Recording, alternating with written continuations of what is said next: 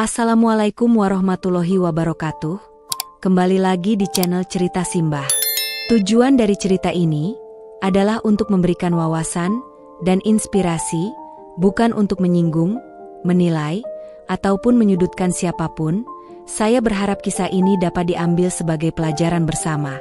Sebelum memulai cerita, saya mohon keikhlasannya untuk subscribe, like, comment, and share.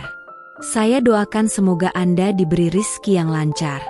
Di sebuah sudut jalan kecil di Surabaya, ada seorang penjual gorengan bernama Pak Samin. Gorengan miliknya terkenal luar biasa enak. Renyah di luar, lembut di dalam, dan aroma gurih yang membuat siapapun tergoda. Pembeli rela antre berjam-jam untuk membeli gorengannya. Bahkan, tak sedikit yang datang dari luar kota hanya untuk mencicipi. Namun, ada satu hal yang membuat banyak orang penasaran. Pak Samin tidak pernah terlihat membeli bahan-bahan di pasar, tidak memiliki pemasok, dan harga gorengannya jauh lebih murah dibandingkan penjual lain. Orang-orang berbisik-bisik bahwa ada sesuatu yang ganjil, tetapi tak ada yang berani bertanya langsung. Cerita bermula 5 tahun sebelumnya, saat usaha gorengan Pak Samin nyaris bangkrut. Di tengah frustrasinya, ia bertemu dengan seorang pria tua berjubah hitam di tepi sungai Brantas. Pria itu memperkenalkan dirinya sebagai Ki Samodra, seseorang yang konon bisa membantu orang-orang mendapatkan kesuksesan instan dengan syarat tertentu. Ki Samodra memberikan sebuah botol kecil berisi minyak hitam pekat yang berbau anyir. Gunakan minyak ini untuk menggoreng, katanya. Tapi ingat, jangan pernah mencampurnya dengan air suci, dan jangan biarkan orang lain menyentuhnya. Kalau melanggar, akibatnya sangat fatal. Dalam keputusasaan, Pak Samin menerima tawaran itu tanpa banyak berpikir. Minyak hitam itu mengubah segalanya. Gorengan Pak Samin langsung laris manis. Setiap kali ia menggunakan minyak itu, gorengannya menjadi lebih renyah, lebih gurih, dan lebih menggoda. Namun, kesuksesan itu tidak datang tanpa harga. Pak Samin mulai mengalami mimpi buruk setiap malam. Ia melihat bayangan-bayangan hitam yang berbisik di telinganya, meminta bayaran atas kesuksesannya. Suara itu berkata, "Setiap bulan purnama, kau harus memberikan 1 jiwa sebagai tumbal." Awalnya, Pak Samin mencoba mengabaikan suara-suara itu. Tapi saat ia melanggar, sesuatu yang mengerikan terjadi. Salah satu pelanggan tetapnya ditemukan tewas di jalan pulang.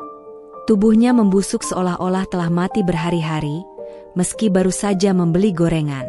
Semakin lama, korban terus berjatuhan. Orang-orang mulai mengaitkan gorengan Pak Samin dengan kematian misterius itu, tetapi mereka tetap tidak bisa menahan diri untuk tidak membelinya. Gorengan itu seperti memiliki daya tarik magis yang membuat orang terus datang.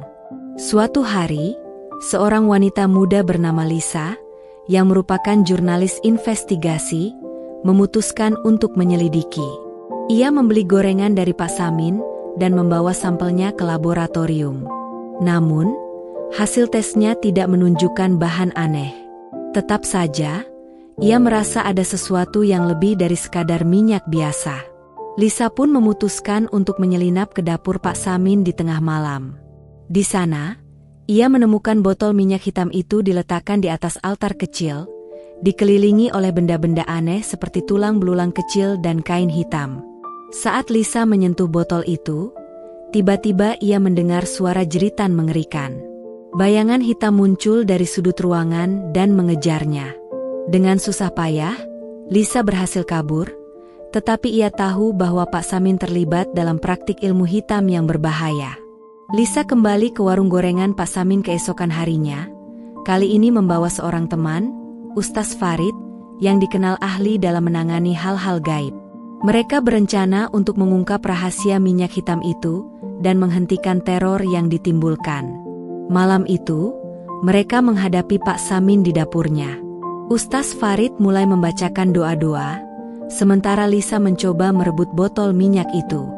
Namun, saat doa-doa dilantunkan, Pak Samin berubah menjadi sosok mengerikan dengan mata merah menyala dan tubuh yang mengeluarkan bau busuk. Pak Samin mengakui dengan suara serak Aku tidak bisa berhenti. Kalau aku berhenti, aku akan diambil oleh mereka. Ia menunjuk ke sudut gelap ruangan, tempat bayangan hitam mulai muncul, semakin besar dan semakin mendekat. Dalam pertarungan sengit, botol minyak hitam itu akhirnya pecah. Tumpahannya langsung membakar lantai dapur, dan bayangan-bayangan hitam itu berteriak kesakitan. Namun, saat minyak itu terbakar, tubuh Pak Samin juga terbakar bersama-sama dengan api hitam yang tidak bisa dipadamkan. Ketika api padam, hanya tersisa abu, dan warung gorengan itu hancur lebur. Lisa dan Ustaz Farid keluar dengan selamat, tetapi mereka tahu bahwa kisah ini akan terus menghantui mereka. Minyak hitam itu mungkin telah lenyap, tetapi mereka merasa ada sesuatu yang masih mengintai di kegelapan. Beberapa bulan kemudian, di lokasi yang sama, muncul sebuah warung gorengan baru yang dikelola oleh seseorang yang tidak dikenal. Gorengan itu kembali menjadi populer, dengan rasa yang anehnya mirip dengan gorengan Pak Samin. Lisa, yang kebetulan melewati lokasi itu, merasakan hawa dingin saat ia melihat botol kecil hitam di rak belakang warung. Lisa tidak bisa mengabaikan firasat buruk saat melihat botol kecil hitam di warung baru itu. Ia merasa bahwa mimpi buruk Pak Samin belum benar-benar berakhir. Meski pikirannya dipenuhi ketakutan, rasa penasaran mendorongnya untuk kembali menyelidiki. Warung itu kini dikelola oleh seorang wanita tua bernama Bu Marni. Seperti Pak Samin dulu, gorengan Bu Marni juga cepat terkenal. Orang-orang memuji rasanya yang luar biasa. Namun, Lisa melihat kejanggalan serupa. Bu Marni tidak pernah membeli bahan-bahan di pasar, dan gorengannya tetap murah meskipun harga bahan pokok naik. Lisa memutuskan untuk berbicara dengan Bu Marni secara langsung. Suatu malam, ketika warung mulai sepi, ia mendekati Bu Marni dengan hati-hati. "Bu, saya ingin tahu rahasia gorengan ini.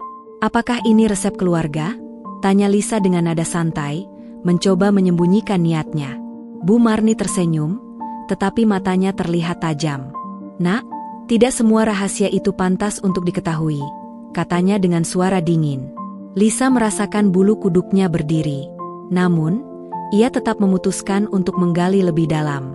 Beberapa hari kemudian, Lisa kembali ke Ustaz Farid untuk meminta nasihat. Mereka sepakat untuk memantau warung itu pada malam hari. Dengan hati-hati, mereka menyelinap ke belakang warung dan mengintip melalui celah kecil di dapur. Malam itu, mereka melihat Bu Marni berdiri di depan altar yang mirip dengan milik Pak Samin dulu. Di altar itu, ada botol kecil yang sama, minyak hitam pekat yang memancarkan aura jahat. Bu Marni berbicara dengan suara pelan, seolah-olah sedang berbicara dengan seseorang yang tak terlihat. "Terima kasih atas keberkahan ini," katanya sambil menuangkan minyak ke dalam wajan besar. "Saya siap memberikan apa yang Anda minta." Tiba-tiba, Lisa mendengar suara-suara aneh, seperti jeritan halus yang datang dari wajan tempat Bu Marni menggoreng. Ketika ia memperhatikan lebih dekat, ia melihat sesuatu yang mengejutkan.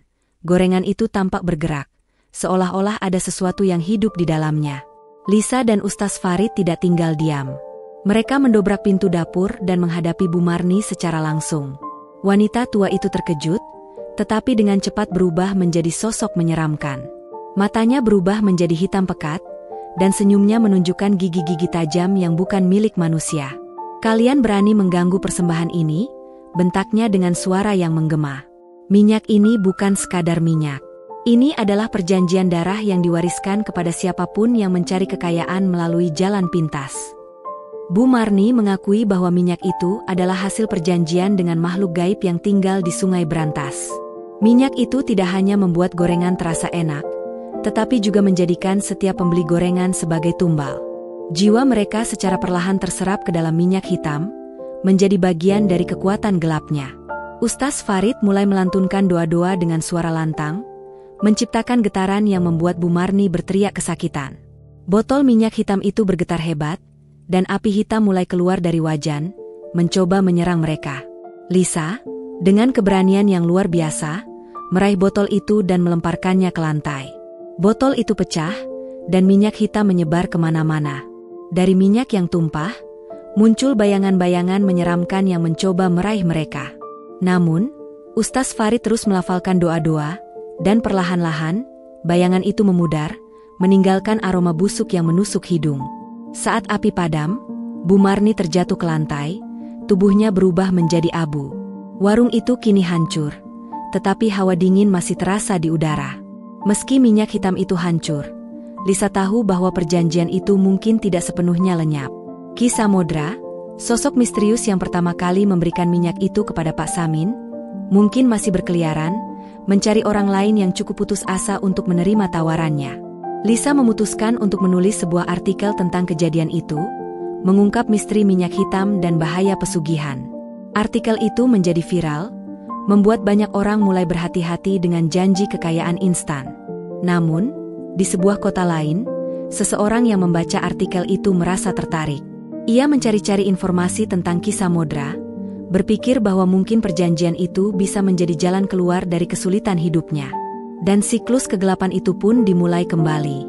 Beberapa bulan setelah kejadian di warung Bu Marni, Lisa mulai merasa ada sesuatu yang berubah dalam hidupnya. Meski artikel yang ia tulis membuka mata banyak orang, Lisa sendiri merasa selalu diawasi, terutama saat malam tiba.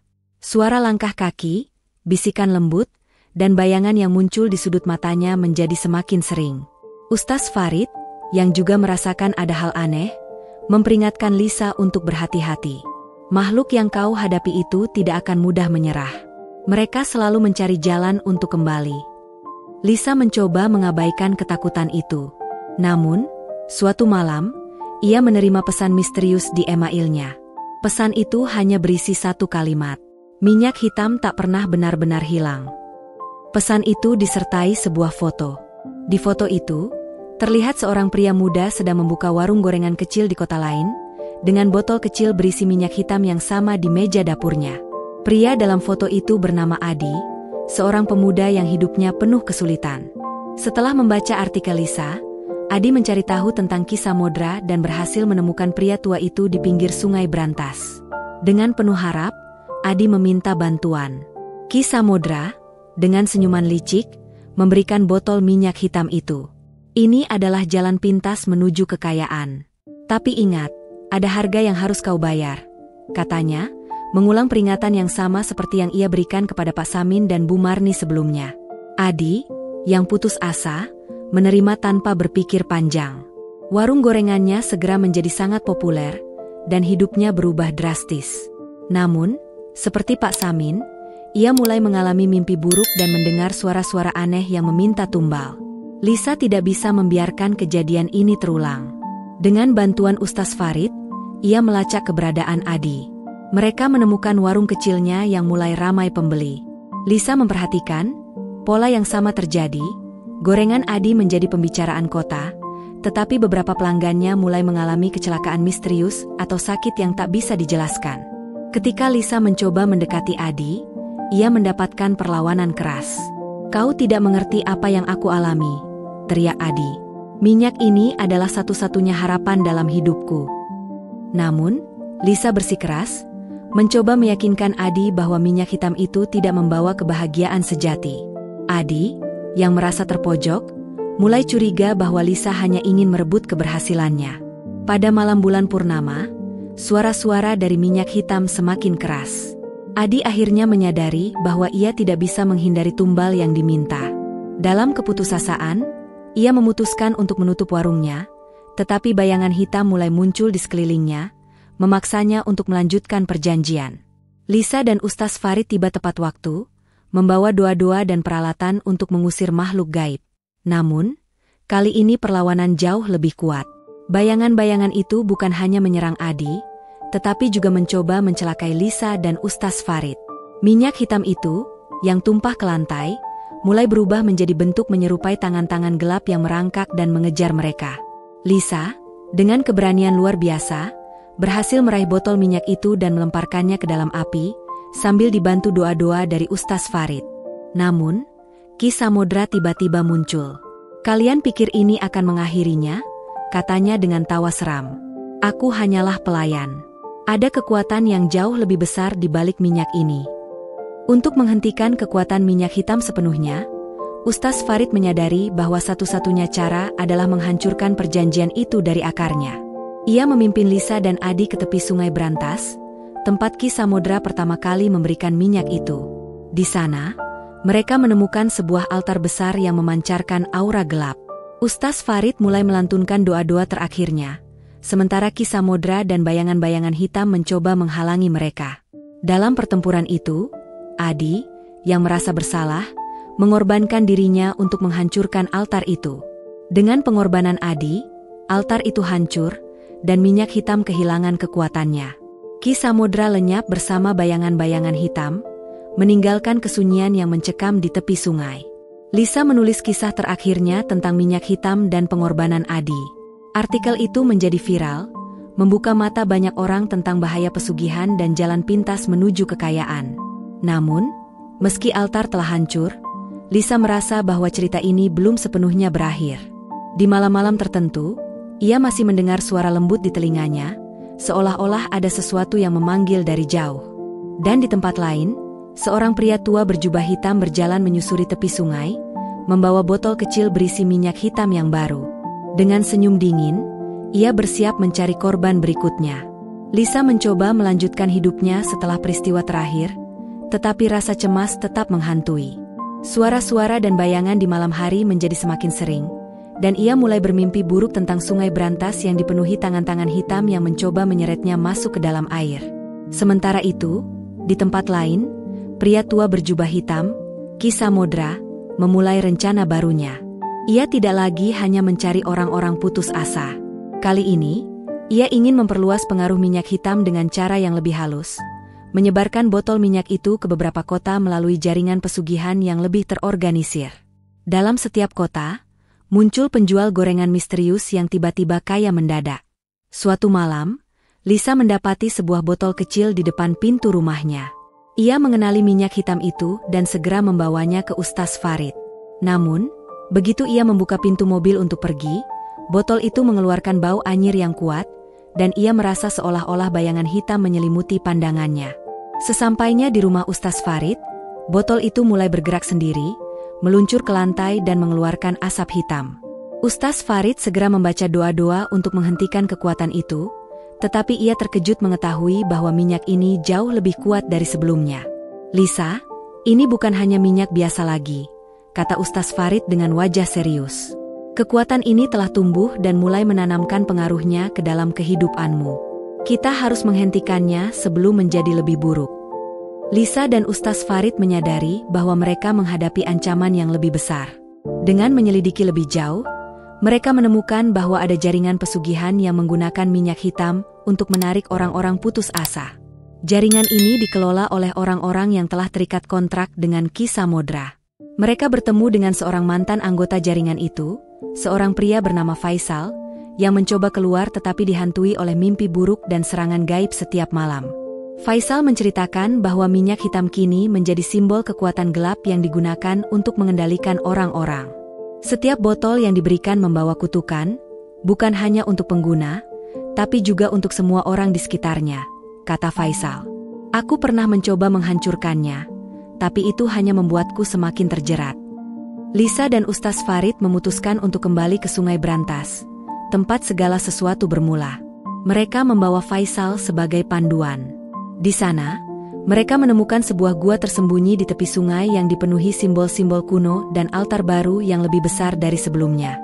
Di altar itu, mereka menemukan sebuah botol minyak hitam raksasa, jauh lebih besar dari botol biasa. Botol itu tampak hidup, berdenyut seperti jantung yang berdetak, dan mengeluarkan aroma busuk yang memualkan. Mereka menyadari bahwa ini adalah pusat dari semua kekuatan minyak hitam. Namun, sebelum mereka bisa melakukan apapun, Ki Samodra muncul. Kali ini dalam wujud aslinya, makhluk gaib yang tinggi dengan kulit gelap seperti arang dan mata merah menyala. "Kalian pikir bisa menghentikanku?" katanya dengan suara menggema. Kegelapan ini telah berakar dalam kehidupan manusia. Keserakahan dan keputusasaan adalah bahan bakar yang tak pernah habis. Ustaz Farid mulai melantunkan doa-doa, sementara Faisal mencoba menghancurkan botol raksasa itu dengan benda tajam. Namun, setiap kali Faisal mendekat, bayangan hitam menyerangnya dan membuatnya terjatuh. Lisa, dengan keberanian luar biasa, berlari ke arah botol itu dan menumpahkan air suci yang telah mereka bawa dari masjid terdekat. Saat air suci menyentuh botol itu, Suara jeritan mengerikan memenuhi gua. Ki Samodra mengerang kesakitan, tubuhnya mulai terbakar oleh cahaya yang keluar dari botol tersebut. Namun, sebelum benar-benar lenyap, ia berbisik dengan nada mengancam. Ini belum berakhir. Selama ada manusia yang tamak, aku akan kembali. Botol raksasa itu meledak, menghancurkan altar dan gua. Lisa, Ustaz Farid, dan Faisal berhasil keluar tepat waktu, tetapi mereka tahu bahwa perjuangan mereka hanya menghentikan sementara jaringan kegelapan itu. Lisa kembali ke rumahnya, membawa trauma yang mendalam dari pengalaman tersebut. Ia menulis kisah terakhirnya, memperingatkan dunia tentang bahaya pesugihan dan keserakahan. Namun, di sebuah pasar kecil di kota lain, seorang penjual gorengan baru membuka warungnya. Dengan senyuman yang ramah, ia melayani pelanggan yang memuji gorengannya yang luar biasa enak. Di dapur kecilnya, sebuah botol minyak hitam terlihat tersimpan di rak belakang, berkilau dengan cahaya gelap yang menunggu saatnya kembali beraksi.